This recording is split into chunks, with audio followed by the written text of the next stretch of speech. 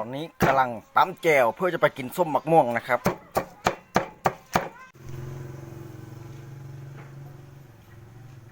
รู้สึกว่าเมนตีนซุยๆนึกว่าผมเหยียบงูตายที่จริงไม่ใช่ผมเหยียบขี่กระหนวดครับนี่ครับขี่กระหนวดผมจะกินส้มแสบมันอยู่มาเนี่ยผมกำลังตำแจ่วเพื่อจะไปกินส้มมะม่วงเนี่ยมันจะอร่อยเนี่ยฟงออกบทเลยนะจะได้กินอยู่ไหมวันนี้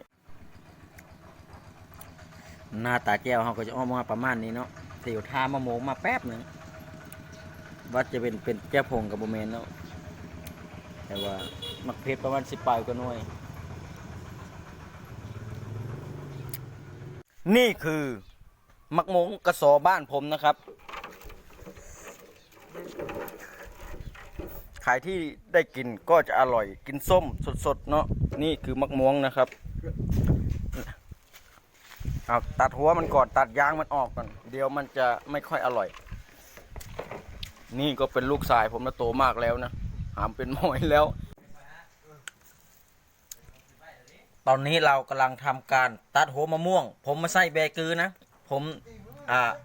อีกี้ก็ไม่ใส่นะครับผมนะอันนี้การกินส้มมะม่วงและการตำแจวของผมไม่ใส่ตำแจวปลาเด็กนะเพราะว่าผมเป็นขี้กากผมจะไม่กิน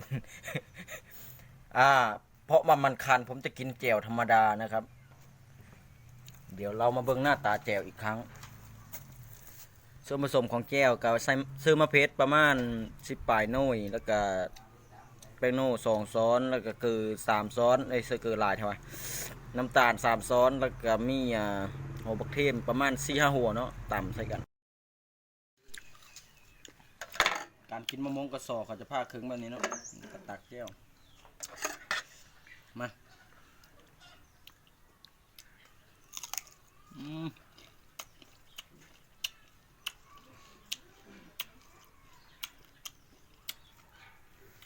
เห็นบะหมี่กา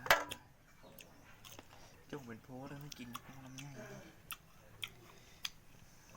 ครับ